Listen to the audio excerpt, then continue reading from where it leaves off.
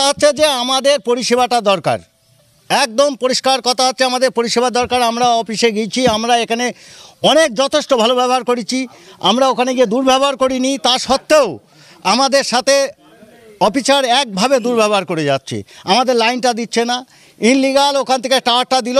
যেদিন টাওয়ারটা দিয়েছে, টাওয়ারের লাইনটা দিয়েছে, সেই দিন থেকেই শুরু হলো আমাদের বাড়ি লোডশেডিং। মানে কি, ওরা এসে কাজ করে দিয়ে যাচ্ছে, সাথে সাথে লাইনটা কেটে পড়ে যাচ্ছে, মানে কোনো কথা না, 5 মিনিটের ভিতর কেটে পড়ে যাচ্ছে। অফিসারে যখন ফোন করলাম তখন অফিসার সুইচ অফ করে দিল। কোন কারণটা কোথায়? এটা আমাদের দরকার, ওনার আসা দরকার, আমাদের দরকার, আমাদের বুঝিয়ে দেওয়া দরকার যে আমাদের গ্রামবাসী হিসেবে আমরা পয়সা দিয়ে কেন সাপারার হব, এটা আমাদের দরকার। এটা 6 মাস না, এটা দীর্ঘদিনের সমস্যা। আমরা কোনো দিন কোনো প্রতিবাদ করিনি, যেহেতু আমাদের এখানে 4-5টা রাইস মিল আছে, XYZ আছে, কৃষ্ণচন্দ্রপুর, কেচিপুর, অন্তত বোচাখালী নাম ডাক, সেই সূত্রে এখানে কিন্তু কোনো দিন আমরা কোনো দুর্ব্যবহার করিনি ওদের সাথে, ওরা বলতে পারবে না একদমই। কিন্তু আজকে আমরা বাধ্য হয়ে সহ্যের সীমা ছাড়িয়ে গিয়ে তারপরে ওদের আটকাইছি।